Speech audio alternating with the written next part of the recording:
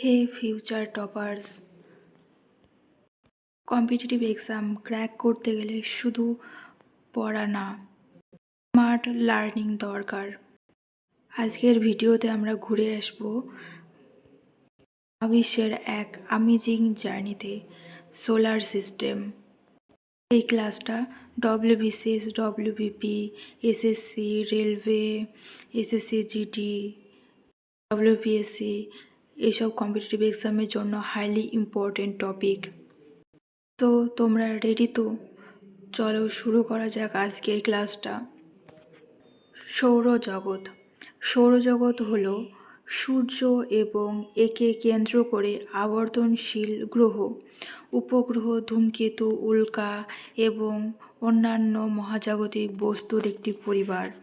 আমাদের সৌরজগৎ মহাকাশ গঙ্গা নামক গ্যালাক্সির একটি অংশ। সূর্য এটি সৌরজগতের কেন্দ্রে অবস্থিত একটি নক্ষত্র। সৌরজগতের মোট ভরের 99.8% সূর্যের দখলে। সূর্যের প্রধান উপাদান হল হাইড্রোজেন, হিলিয়াম। পরমাণু ফিউশন প্রক্রিয়ার মাধ্যমে সূর্য শক্তি উৎপন্ন করে। গ্রহসমূহ। বর্তমানে সৌরজগতে 8টি প্রধান গ্রহ রয়েছে। এদের দূরত্বের ভিত্তিতে ক্রমানুসারে সাজালে হয় বুধ, শুক্র, পৃথিবী, মঙ্গল, বৃহস্পতি, শনি, ইউরেনাস এবং নেপচুন। অভ্যন্তরীণ গ্রহ। অভ্যন্তরীণ গ্রহগুলো হলো বুধ, শুক্র, পৃথিবী এবং মঙ্গল। এই 4টি গ্রহকে পার্থিব গ্রহ বলা হয় কারণ এগুলি শিলা ও ধাতু দিয়ে তৈরি এবং এদের আয়তন ছোট।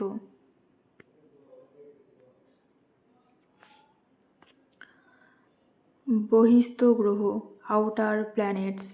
বৃহস্পতি, শনি, ইউরেনাস এবং নেপচুন। এরা আকারে অনেক বড় এবং মূলত গ্যাস ও বরফ দিয়ে গঠিত। এদের জোভিয়ান গ্রহ, জোভিয়ান প্ল্যানেটস বলা হয়। নেক্সট, বামন গ্রহ, ড্রাফ প্ল্যানেটস। প্লুটো আগে একটি গ্রহ হিসাবে পরিচিত থাকলেও 2006 সাল থেকে একে বামন গ্রহ হিসাবে চিহ্নিত করা হয়।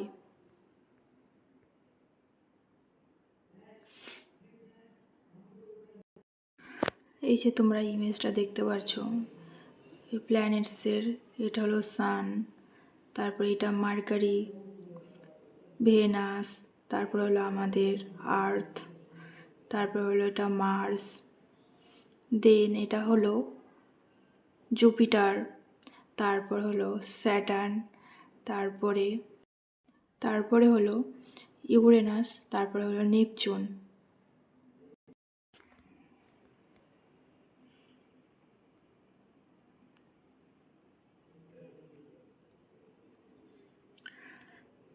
গ্রহদের বিশেষত ও গুরুত্বপূর্ণ তথ্য।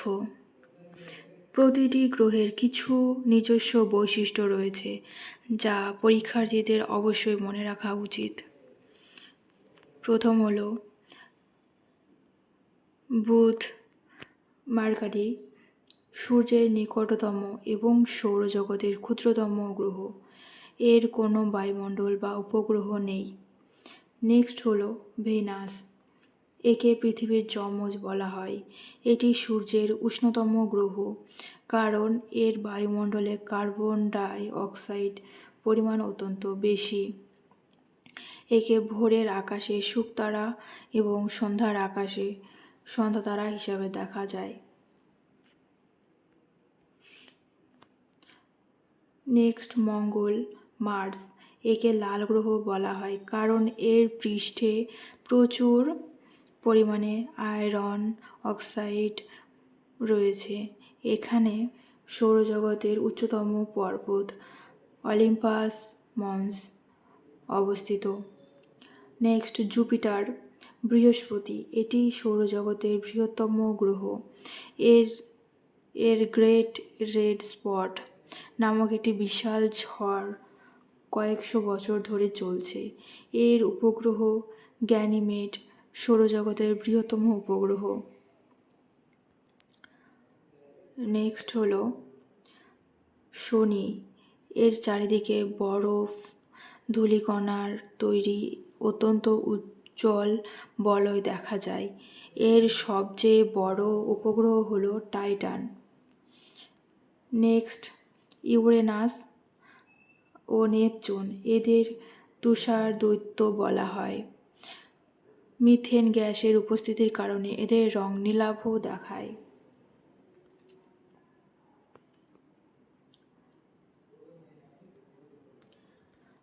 অ্যাস্টেরয়েড বেল্ট মঙ্গল এবং বৃহস্পতির কক্ষপথের মাঝখানে হাজার হাজার ছোট বড় পাথরে বস্তু সূর্যকে প্রদক্ষিণ করছে এবং একেই গ্রহপুঞ্জ বা অ্যাস্টেরয়েড বেল্ট বলে। উপগ্রহ ন্যাচারাল স্যাটেলাইট, গ্রহদের চারিদিকে যারা ঘোরে, যেমন পৃথিবীর একমাত্র উপগ্রহ হলো চাঁদ। শনি ও বৃহস্পতির উপগ্রহ হলো সবচেয়ে বেশি।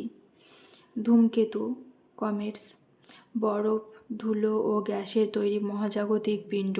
সূর্যের কাছে এদের এলে উজ্জ্বল লেজ দেখায়, যেমন হ্যালির ধূমকেতু ৭৬ বছর পর পর দেখা যায়। নেক্সট জোয়ার ভাটা। পৃথিবীর উপর চাঁদ ও সূর্যের মহাকর্ষীয় শক্তির প্রভাবে সমুদ্রের জলস্তর পর্যায়ক্রমিকভাবে বাড়ে এবং কমে। একে জোয়ার ভাটা বলে। মুখ্য জোয়ার চন্দ্রের আকর্ষণে যখন পৃথিবীর জলরাশি স্ফীত হয়।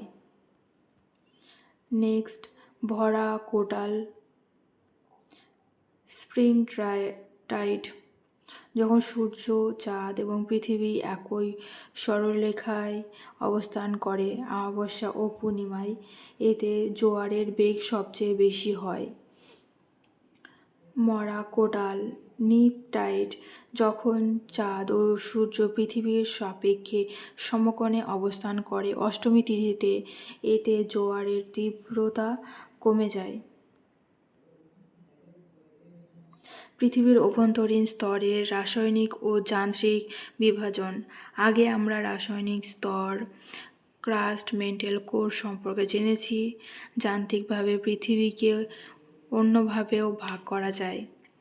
শিলামণ্ডল লিথোস্ফিয়ার, ভূত্বক এবং উপরের শক্ত গুরুমণ্ডল দিয়ে গঠিত। এটি টেকটনিক পাতের মূল অংশ। অ্যাসথেনোস্ফিয়ার, এটি শিলামণ্ডলের ঠিক নিচে অবস্থিত। উচ্চ তাপ ও চাপের এটি শান্ত বা থকথকে অবস্থায় থাকে, যার উপর টেকটনিক পাতগুলো ভেসে থাকে। মেসোস্ফিয়ার, এটি মূলত নিম্ন গুরুমণ্ডল যা অত্যন্ত কঠিন ও ঘন। গ্রহণ সূর্য পৃথিবী এবং চাঁদ তাদের কক্ষপথ চলার সময় যখন একই সরলরেখায় আসে তখন গ্রহণ ঘটে। সূর্যগ্রহণ, যখন চাঁদ পৃথিবী সূর্যের মাঝখানে আসে, এই সময়ে এটি সবসময় অমাবস্যা তিথিতে ঘটে।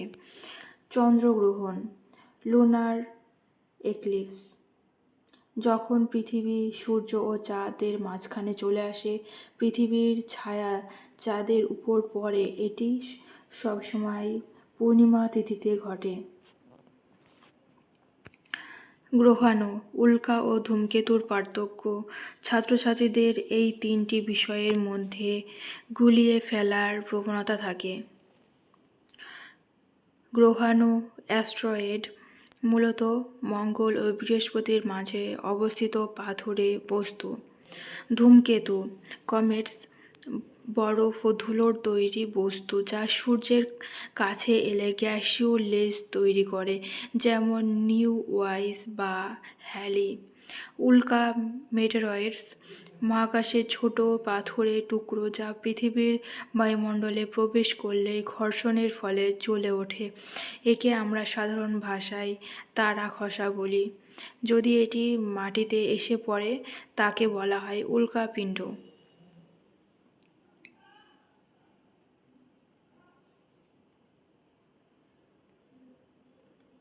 কোরিওলিস বলের প্রভাব ও ঘূর্ণবর্ত। আগের আলোচনায় কোরিওলিস বলের কথা বলা হয়েছে, তবে এর প্রয়োগ জানা জরুরি। ঘূর্ণাবর্তের দিক। কোরিওলিস বলের প্রভাবে ঊর্ধ্ব গোলার্ধে ঘূর্ণাবর্ত বা সাইক্লোনের বাতাস ঘড়ির কাঁটার বিপরীতের দিকে এবং দক্ষিণ গোলার্ধে ঘড়ির কাঁটার দিকে ঘোরে। এটি সমুদ্র স্রোতের ক্ষেত্রেও সত্য, যা মহাসাগরীয় জাইর তৈরি করে। তো সোলার সিস্টেমের জার্নি এখানেই শেষ করছি। কেমন লাগলো আজকের ক্লাসটি? যদি ভালো লেগে থাকে তাহলে অবশ্যই লাইক, কমেন্ট অ্যান্ড শেয়ার করবে, আর সাবস্ক্রাইব করে দেবে। সাবস্ক্রাইব করলে তোমার প্রিপারেশন হবে আরও শক্তিশালী। আর হ্যাঁ, কমেন্ট করে জানাও তোমরা নেক্সট কী টপিকে ক্লাস চাইছো। রিমাইন্ডার, একটা টপিক ক্লিয়ার মানে এক্সামের দিকে এক ধাপ এগোনো। See you in the next class. Till then, stay focused and stay consistent. Okay, bye, সবাই ভালো থেকো।